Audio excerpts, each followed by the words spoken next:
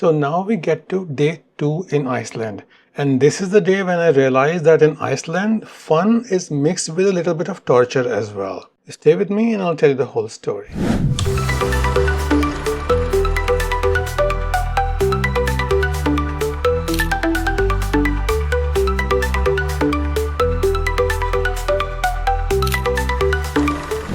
Hello again, this is Sunny and you're watching Sunny Escapades. We are talking about my trip to Iceland and we are up to day 2 in Iceland, where I discovered that here sightseeing and fun was kind of mixed in with a little bit of torture as well, and you will come to that part in a little bit. So I did get a good night's sleep in Reykjavik. Last time we talked about this, which was in the last episode. We were in Reykjavik. We did not have any hope of seeing Northern Lights because of the rainy weather, which was correct. Next day, I did get up early, about like 6:45, and did not have a headache, thankfully. And because I was sharing a room with my travel mate, Roberta, so I did not want to make any noise. So I just took out my laptop and quietly worked on that, on my notes and writing stuff. And then finished my shower as well early in the morning. And then once Roberta was up, we went for breakfast about 8:30. Breakfast was kind of okay. It was just basic continental breakfast, nothing special, nothing great, but nothing bad as well. So it was kind of okayish. And then we packed up and left about 10 o'clock. This is one of the great thing about Roberta as a travel mate, is that she doesn't delay, she doesn't, hang around getting ready for hours and hours. If the checkout is 11, we'll be out by 11. Checkout is 10, we'll be out by 10. So no issues that way. So we were both ready. We left at 10 o'clock before the checkout time because we had a lot of traveling. We had a lot of driving to do in this day. And I'll give you a quick snapshot of my planning for this. We were planning to stay in Reykjavik one night, which we did. And then we were going to stay one night in Vík,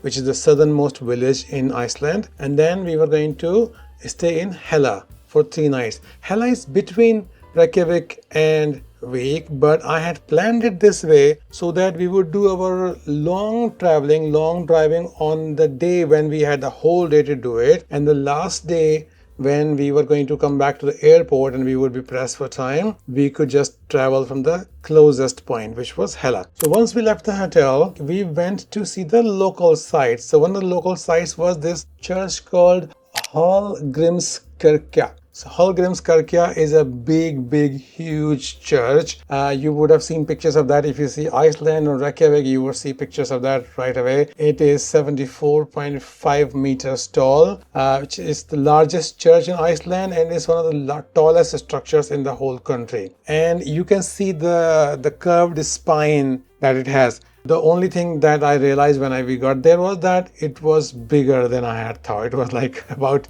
10 times bigger than I had thought from the pictures. I do not care for it much. I did not like the architecture very much because I like more graceful lines and colorful roofs like you see in Budapest. But this one, whatever. We are here, we might as well see it.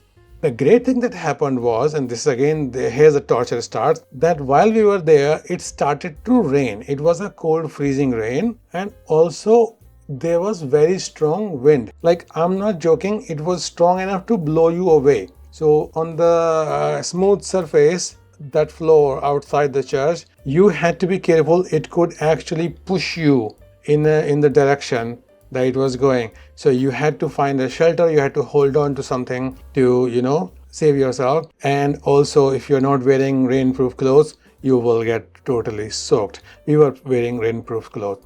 We did get wet, but because of this, we could not, stay there much longer. There was not much to see anyway. So if you want to go to Reykjavik, want to see this church called Hallgrímskirkja, sure, go ahead. But you would not find too much to do around there, even when the weather is great. So from there, we got back in the rented car and we drove a small distance, about 5-6 minutes, to this little sculpture called the Sun Voyager. And it is supposed to be a dream board. It's supposed to represent hope and discovery and, like dreams of finding new lands, all that kind of stuff. So it's like it's a Viking boat is represented. I have seen pictures of that. I was not that impressed, but actually in person it looks much nicer. It has very nice clean lines and it's within that circle and looks really good. Again, The sad thing was that when we got in the car from the church, it got sunny. It was like nice and dry. And then when we got to this place, it was again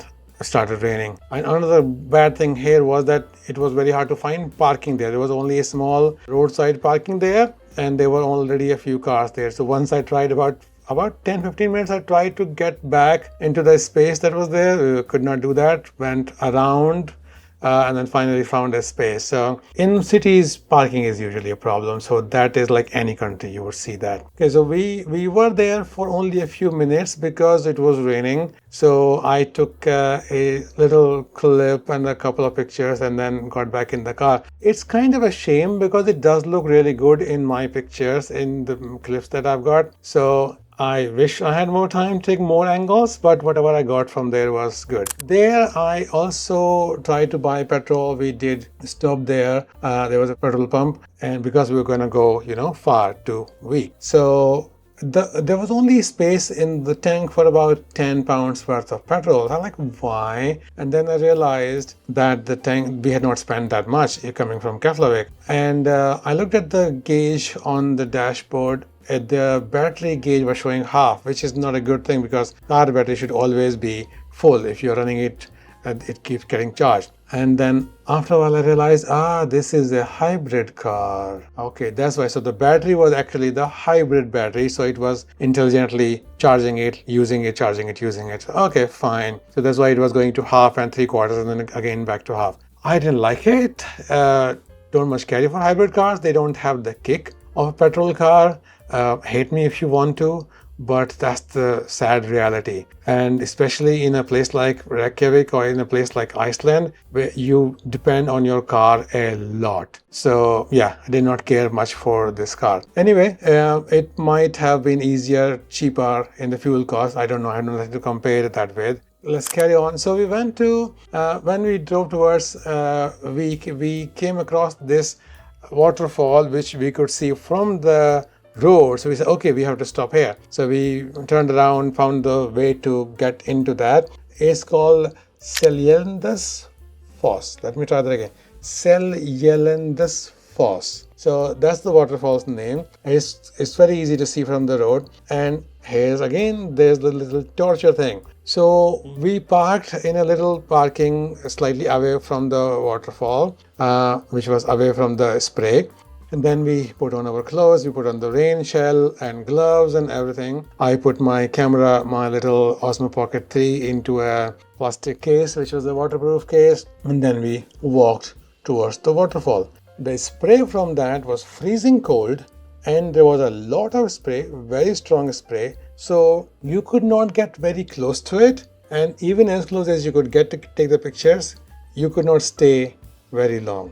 For that reason, I call it torture because it was really freezing. My face was freezing from that spray. So you can see me on the camera trying to be cool and all that, but actually I tried to get out of there as quickly as possible. Roberta was a little bit more brave than me. So on this waterfall, there is a path that goes towards the side and then you can walk completely behind the waterfall. So you can take pictures from behind the waterfall as well. And I had no desire to do that because, spray and everything, I was already freezing there. But Roberta tried to do that. So she went, there were some wooden steps. She went up those steps and then she came back in 10 minutes. She said nope, I'm not going to do that because after the steps finish, there are only rocks that you have to walk on and those are very wet, slippery rocks. So she was very smart not to risk going on that. So we very gracefully retreated from there after taking our pictures and videos and all that. Okay, so that was Seljelindus Foss. I'm trying to say that fast so that I don't make mistakes, but it doesn't work.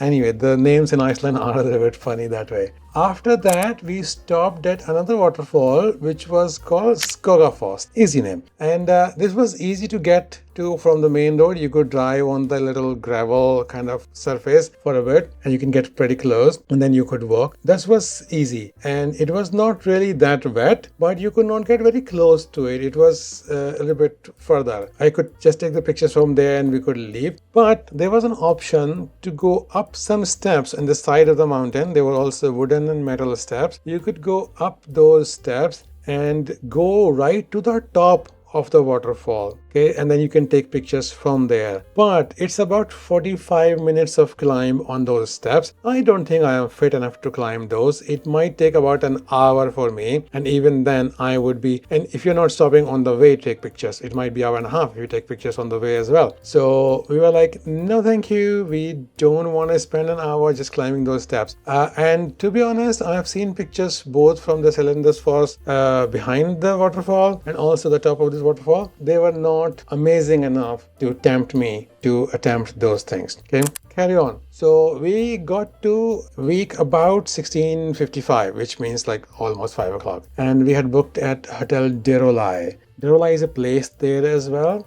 So the hotel was all right. It was the room was quite big. Before the room, the reception area, it's a very big rambling hotel, more like a motel in US. And they gave us the information. You can place a call for Northern Lights, and you can have a buffet. Even the buffet was about 26 pounds per person. Like, oh wow. So we thought, okay, no, thank you. We will eat out somewhere. So then we got to the room, and there was like a normal lock and key, not a key card. And quite nice, big room, big bathroom, twin beds, 2 sofa chairs, 2 big windows. One of them was big full length, and there was a balcony door, and not a balcony itself. So full length, that's just, you can count that as a window from top to bottom.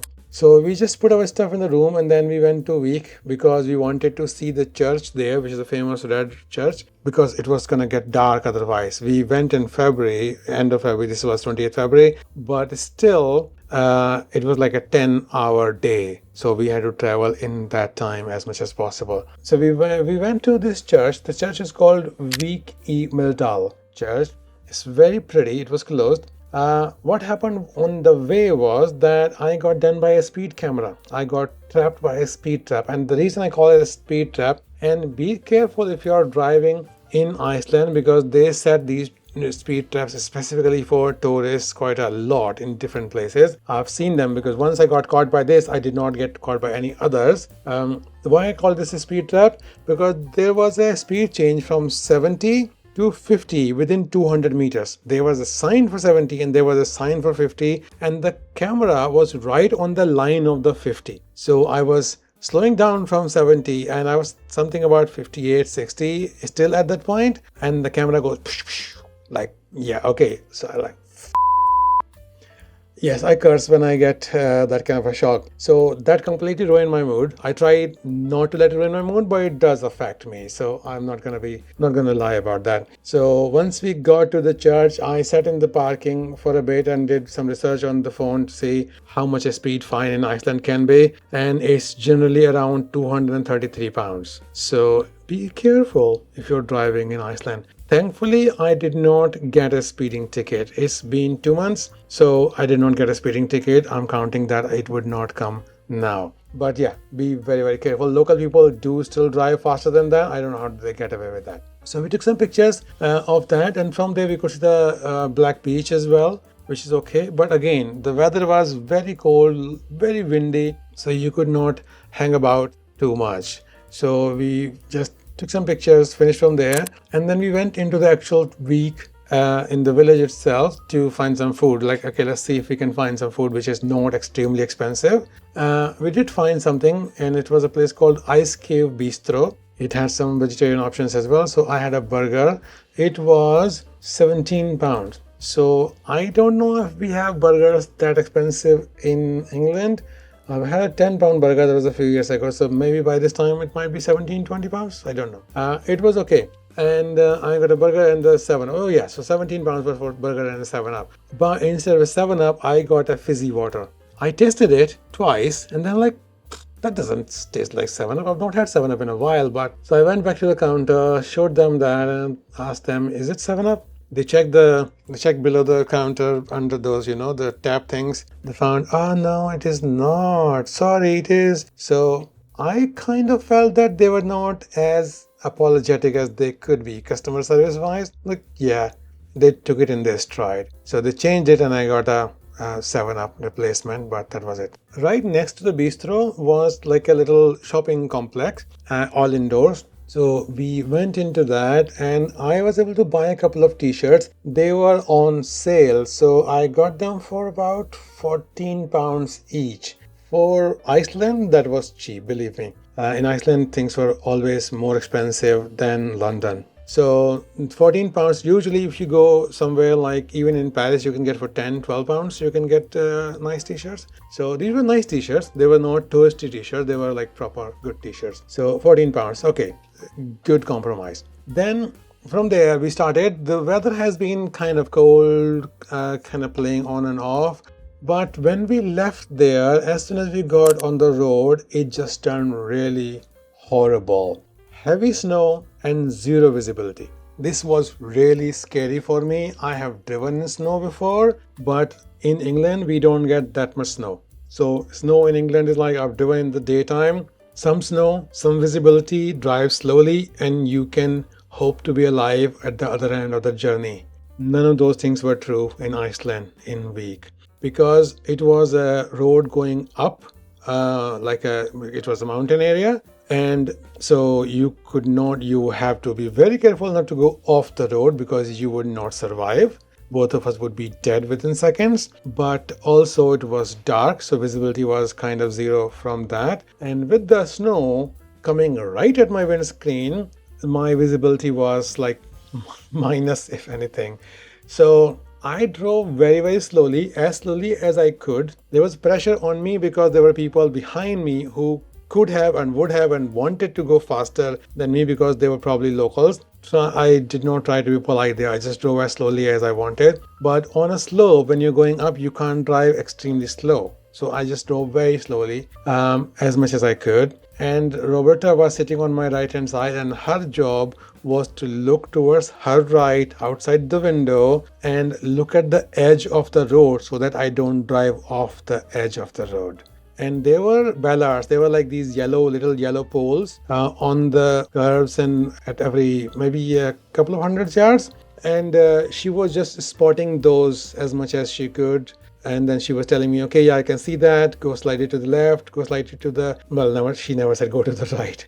But I had to go to the right whenever I was in the middle of the road, too much in the middle of the road, because it was like windy and snowy. Oh my God, one of the very, very scary. Up to that point in my life, that was the scariest drive of my life. Okay, one of the scariest, because I have driven in the Himalayas on a motorbike and sometimes at night as well. So that was also scary. So, okay, let's say it was one of the scariest drives of my night. This was in week in Iceland. Okay, so once we got to the point where we could turn off of that road towards the road that was going up on the mountain to our hotel, we were okay. Because even though that was still dark, it was still snowing, I could go slower because there was no pressure for me. There was nobody behind me after that point. So we just drove slowly and tried to find our turn without going off the mountain. And we just, slowly and carefully got to our hotel. From there, because it was my birthday, so we had a little celebration. Roberta shared from her meager stock of alcohol for a drink. It was nice wine. And then we decided that we would probably not see the Northern Lights tonight, but might as well get some sleep and then try to get up at about, 2 o'clock or 3 o'clock in the morning to check for the lights. We had placed an Aurora wake-up call with the reception as well, but we were not sure that we would get any calls, or because might not be anything. The weather was not good for that. It was snowing. But we did just go to bed thinking like, okay, let's get up in a couple of hours and then we'll go out and check. That unfortunately has to wait for the next episode. If you have not subscribed, please subscribe. There's lots of drama coming up in this Iceland trip, and you don't want to miss it. Believe me, you don't want to miss it. So yeah, so please subscribe, like, and share this video if you enjoyed that. And I'll see you in the next one. Thank you for watching and have a great week. Bye bye.